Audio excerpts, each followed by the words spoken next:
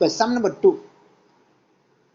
net profit as per financial account 1,28,755. net profit as per cost account 1,72,400.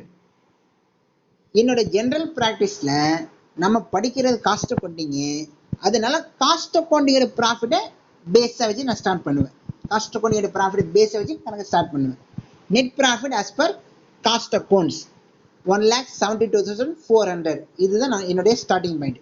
இதை நம்ம ஒவ்வொரு பாயிண்ட்டுமே discuss பண்ணும்போது காஸ்டிங்கில் ரெக்கார்டடாக not ரெக்கார்டடாக யோசிக்கணும். காஸ்டிங்கில் நம்ம அதான் என்ன ஸ்டார்டிங் பாயிண்டோ அதான் பேஸ். நம்மளுக்கு என்ன ஸ்டார்டிங் பாயிண்டோ அதான் பேஸ். இப்போ இந்த கணக்கு பார்த்தீங்கன்னா என்னோட ஸ்டார்டிங் பாயிண்ட் காஸ்ட் அக்கௌண்ட்ஸ். இப்போ காஸ்ட் அக்கௌண்டிங் படி ரெக்கார்டடா நாட் ரெக்கார்டடா நம்ம ஒவ்வொரு விஷயத்த யோசிக்க போகிறோம். அவ்வளோதான். ரெக்கார்டட் அப்படின்னு என்ன செய்வோம்? எக்ஸ்பென்சஸ் ரெக்கார்டட் அப்படின்னு என்ன செய்யணும்? நம்ம யார்ட்டும் சொல்லுங்களா? Expenses recorded. அப்போ என்ன செய்யணும்? Expenses recorded in costing. Expenses add பண்ணணும். Expenses not recorded in costing less பண்ணணும். அவ்வளோ. அதான் எக்ஸ்பென்சஸ் ரெக்கார்டட் இன் காஸ்டிங்னா ஆட் பண்ணணும். இதை கூட நீங்கள் காமனாக வந்து அந்த கொஸ்டின் வந்து டிஆர்பியில் கேட்கும்போது இந்த பாயிண்ட் எழுதிக்கலாம். Expenses recorded in cost accounting அப்போ ஆடு. Expenses not recorded in cost accounting less அப்போ எழுதிட்டே நீங்கள் ஸ்டார்ட் பண்ணிக்கலாம். அதே எது இருந்தாலுமே நம்ம எந்த ப்ராஃபிட் கொடுத்துருக்கோம் அந்த அக்கௌண்ட்டாக எழுதிக்க வேண்டியதான். அக்கௌண்ட் தான் மாறப்போகுது தவிர ஆடு லெஸ்ஸு இந்த ரெக்கார்டு நாட் ரெக்கார்டுங்கிற கான்செப்ட் மாறாது. சரி. First expense works overhead under recovered in costing. Under அப்படிங்கிற வேர்டிங் பாருங்க. Under recovered in costing. அவங்களே காஸ்டிங்லேயே சொல்லிட்டாங்க, அண்டர் ரெக்கவர்டுன்னு சொல்லிட்டாங்க. அண்டர் அப்படின்னா நாட் ரெக்கார்டுன்னு அர்த்தம். அண்டர் அப்படின்னா நாட் ரெக்கார்டுன்னு அர்த்தம். அதாவது அண்டர்னா கம்மியாக குறைச்சலா. இப்போ குறைச்சலா இப்போ எழுதியிருக்காங்க. இந்த தொகை வந்து இவ்வளோ லெவலுக்கு குறைச்சலா எழுதியிருக்காங்க. 3,120 ரூபா தொகையை குறைச்சலா எழுதியிருக்காங்க காஸ்டிங்கில். அப்போ அந்த 3,120 ரூபா தொகை வந்து காஸ்டிங்கில் நாட் ரெக்கார்டட். காஸ்டிங்கில் நாட் ரெக்கார்டட். அப்போ 3,120 ரூபா மைனஸ் பண்ணிக்கணும். அடுத்து administrative overhead recovered in excess. எக்ஸஸ்னா அதிகம், அதில் டவுட்டே கிடையாது. அடுத்து பாருங்களா, இது எக்ஸஸ்ங்கிறது எந்த அக்கௌண்ட் நம்ம எப்படி ஐடென்டிஃபை பண்ணுறது? ரெண்டாவது டவுட் உங்களுக்கு வரணும். ஏன்னா போன சென்டென்ஸில் பார்த்தீங்கன்னா works overhead under record in காஸ்டிங்னு தெளிவாக கொடுத்துருக்காங்க. காஸ்டிங்கில் அண்டர் ரெக்கார்டு, காஸ்டிங்கில் நாட் ரெக்கார்டரு நம்ம லெஸ் பண்ணணும்னு சொல்லிட்டேன். ஆனால் இந்த 1,700 ரூபா administrative overhead recovered in excess. Recovered in excess. அப்போ எதில் எக்ஸஸ் அப்படின்னு நம்ம எப்படி ஐடென்டிஃபை பண்ணுறதுன்னா, இது பக்கத்தில் உள்ள சென்டென்ஸ் பாருங்களா, ரெக்கவர்டுங்கிற வேர்டிங் வரும், இல்லை அப்சார்ப்டுங்கிற வேர்டிங் வரும். அந்த வேர்டிங் வந்துன்னா காஸ்டிங்னு அர்த்தம். ரெக்கவர்டு அப்சார்ப்டு அப்படிங்கிற வேர்டிங்லாம் வந்துன்னா அது காஸ்டிங்னு அர்த்தம். இதுவே வந்து ஃபினான்ஷியல்லாம் அவங்க ஜென்ரலாக ஃபினான்ஷியல் ரெக்கார்டுன்னு கொடுத்துருவாங்க. ஃபினான்ஷியல் சார்ஜு இன்கடுங்கிற வேர்டிங் வரும். அதை பேஸ் பண்ணி கண்டுக்கலாம். ஜென்ரலாக அது ஃபினான்ஷியலாக கொடுத்துருவாங்க. அது இப்போ over administrative overhead recovered in excess. Excess அப்படிங்கிறது நம்மளுக்கு வந்து அதிகம், காஸ்டிங்கில் recorded. Expenses recorded in costing. அப்போ ஆல்ரெடி இது லெஸ் பண்ணியாச்சு, இப்போ எடுத்து ஆட் பண்ணணும். இந்த 1,700 ரூபாய் இப்போ ஆட் பண்ணணும். இது பக்கத்தில் சிம்பிள் போட்டுதான் வர வேண்டியதான். இது மாதிரி கணக்கு வரும்போது மைனஸ் ப்ளஸ் பக்கத்தில் சிம்பிள் போட்டுட்டு வந்து ஃபைனல் நம்ம ஆன்சர் அரை பண்ண வேண்டியதுதான். அடுத்து depreciation charge in financial record 11,200. Depreciation recovered in costing 12,500. இதை பாருங்க, ரெக்கவர்டுங்கிற வேர்டு இங்கே மறுபடியும் வருது பாருங்க காஸ்டிங்கிற போது. இப்போ இந்த இது பிரச்சனை இல்லை, தெளிவாக அவனே சொல்லிட்டான். 1,300 ரூபா டிஃபரன்ஸ் இருக்கு. நல்லா கவனிங்க. 11,200 ரூபா வந்து ஃபினான்ஷியலில் டிப்ரிசியேஷன் எழுதியிருக்கோம். அதுவே காஸ்டிங்கில் டிப்ரிசியேஷன் அது 12,500 எழுதியிருக்காங்கிறாங்க. அப்போ ரெண்டுக்குள்ள டிஃப்ரென்ஸு ஒரு 1,300 ரூபா தொகை இருக்குது. இப்போ 1,300 ரூபா தொகை நம்ம எந்த கணக்கில் ஒப்பிட்டு பார்க்குறோம்னா காஸ்டிங்கில் பார்க்கணும். ஏன்னா நம்ம காஸ்டிங் ப்ராஃபிட்டை பேஸ ஆரம்பிச்சிருக்கோம். நம்மளுடைய பேஸ் வந்து காஸ்டிங் ப்ராஃபிட். எல்லாமே காஸ்டிங்லேயே பாருங்க. 1300 ரூபாய் காஸ்டிங்ல எக்ஸஸா இருக்கு. நல்லா கவனிங்க, காஸ்டிங்ல 1300 எக்ஸஸா இருக்கு. அப்பனா அது என்ன அர்த்தம்? ரெக்கார்டுன்னு அர்த்தம். எக்ஸஸ்னால எக்ஸஸ், ஓவரு, ரெக்கார்டரு எல்லாம் ஒரே கான்செப்ட் தான். அப்ப 1300 ரூபாய் டிப்ரிசியேஷன்ங்கிறது காஸ்டிங் ப்ராஃபிட்டோட ஆட் பண்ணிக்கணும்.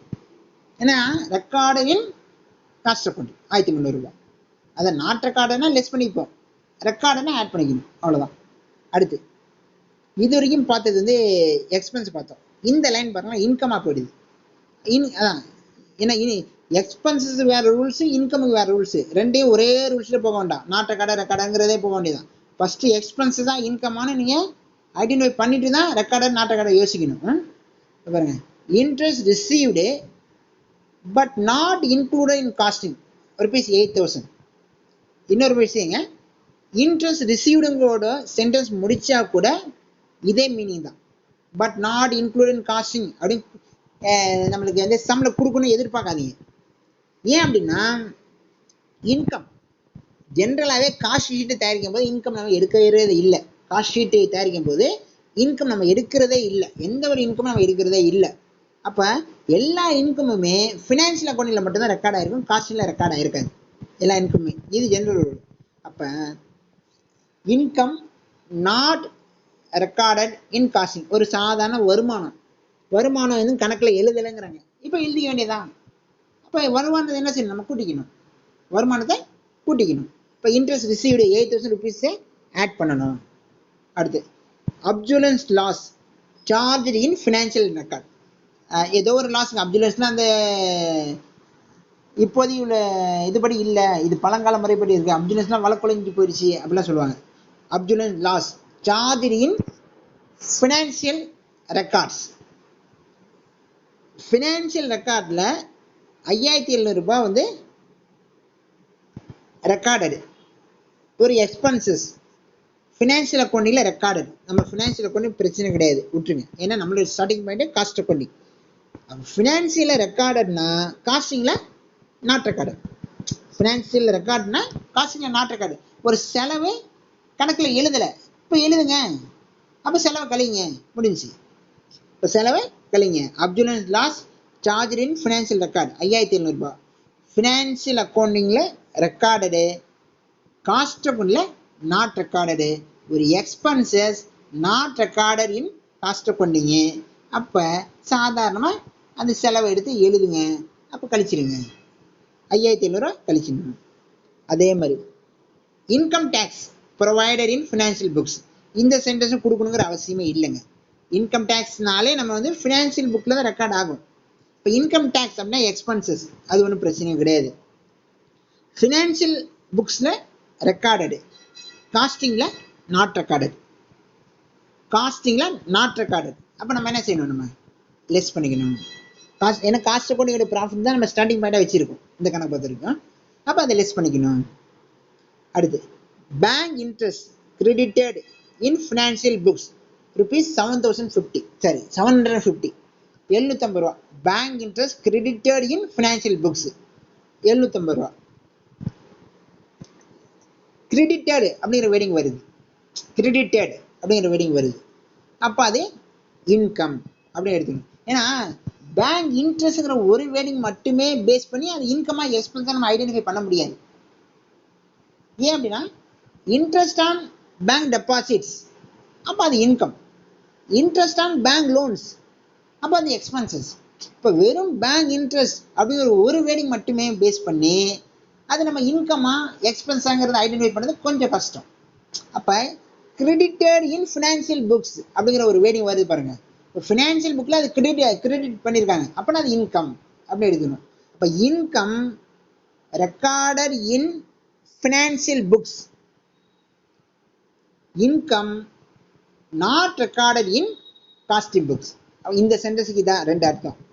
அதாவது income recorded in financial books, அதுவே வந்து income recorded not recorded in costing books.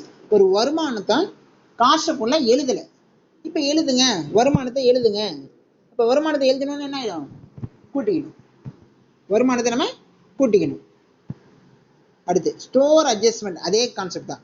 Store adjustments credited in financial books. Again பாருங்க, 475 ரூபா ஃபினான்ஷியல் அக்கௌண்ட்ல ரெக்கார்ட் ஆயிருக்கு, காஸ்ட் அக்கௌண்ட்ல நாட் ரெக்கார்டட். காஸ்ட் அக்கௌண்ட்ல நாட் ரெக்கார்டட். அப்ப income not recorded in costing. அப்ப இன்கம் நம்ம என்ன செய்யணும், ஜென்ரலா ஆட் பண்ணிக்கணும். ஜென்ரல் நாட் ரெக்கார்டட் அப்படின்னா ஜென்ரலா, ரெக்கார்டட்னா ஆப்போசிட்டா யோசிக்கணும். நாட் ரெக்கார்டட்னா ஜென்ரலா நம்ம என்ன செய்யணும். இப்போ இன்கமை ஜென்ரலா நம்ம ஆட் பண்ணிக்கணும். அப்ப காஸ்டிங் ப்ராஃபிட்டோட இந்த ஸ்டோர் அட்ஜஸ்ட்மெண்ட்ங்கிற ப்ராஃபிட்டை ஆட் பண்ணிக்கணும். Last point, depreciation of stock charged in financial books ₹6,750. இப்போ டிப்ரிசியேஷன் அப்படிங்கிறது எக்ஸ்பென்சஸ், ஃபினான்ஷியல் புக்ஸ்ன்னு சொல்லிட்டாங்க. இப்போ ஃபினான்ஷியல் அக்கௌண்ட்ல ரெக்கார்டடு, காஸ்டிங்ல not recorded. Expenses not recorded in costing books. Not recorded ஜென்ரலா என்ன செய்வோம், எக்ஸ்பென்ஸ் மைனஸ் பண்ணிக்கணும். இதையும் நம்ம மைனஸ் பண்ணிக்க வேண்டியதான். 6,750 மைனஸ் பண்ணிக்கணும். இப்போ பாருங்க, இதே மாதிரி மைனஸ் பண்ணோம்னா வந்து என்ன ஆன்சர் வந்து முடியும் அப்படின்னா, நம்ம ஸ்டார்டிங் பாயிண்ட் 1,72,400 வச்சிருக்கேன். இப்போ எண்டிங் பாயிண்ட் என்ன வரும், 1,28,755 வரும். பாருங்க இந்த ஆன்சர் பாருங்க. அதே தான். இப்போ net profit as per cost account 1,72,400. ஏன்னா நம்ம காஸ்ட் அக்கௌண்டிங் படிக்கிறோம் அப்படின்னால நான் காஸ்டிங் ப்ராஃபிட் இருந்தால் அதை நான் எடுத்துப்பேன் ஜென்ரலாகவே. உங்களை பார்த்துட்டு எந்த ப்ராஃபிட்னா எடுத்துக்கலாம், ஒன்றும் பிரச்சனை கிடையாதுங்க.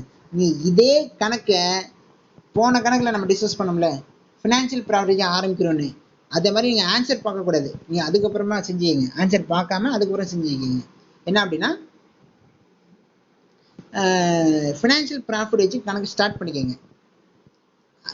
இங்கே லெஸ் பண்ணுறது எல்லாமே இங்கே ஆட் ஆகும், இங்கே ஆட் பண்ணுறது எல்லாமே இங்கே லெஸ் ஆகும். நீங்கள் ஆன்சரை பார்க்க வேண்டாம். ஃபினான்ஷியல் ப்ராஃபிட் ஆரம்பிச்சு ஒவ்வொரு சென்டென்ஸும் மறுபடியும் யோசிங்க. ஃபினான்ஷியல் அக்கௌண்ட்ல அது என்ன ஆகுது, ஃபினான்ஷியல் அக்கௌண்ட்ல அது என்ன ஆகுது, ஃபினான்ஷியல் அக்கௌண்ட்ல அது என்ன ஆகுதுன்னு ஒவ்வொரு சென்டென்ஸும் யோசிச்சு ஆன்சர் அரைவ் பண்ணுங்க. நிச்சயமா உங்களுக்கு வந்து காஸ்டிங் ப்ராஃபிட் தான் வந்து முடியும். ஃபினான்ஷியல் ப்ராஃபிட் ஆரம்பிச்சா காஸ்டிங் ப்ராஃபிட் முடியும், காஸ்டிங் ப்ராஃபிட் ஆரம்பிச்சா ஃபினான்ஷியல் ப்ராஃபிட் முடியும்.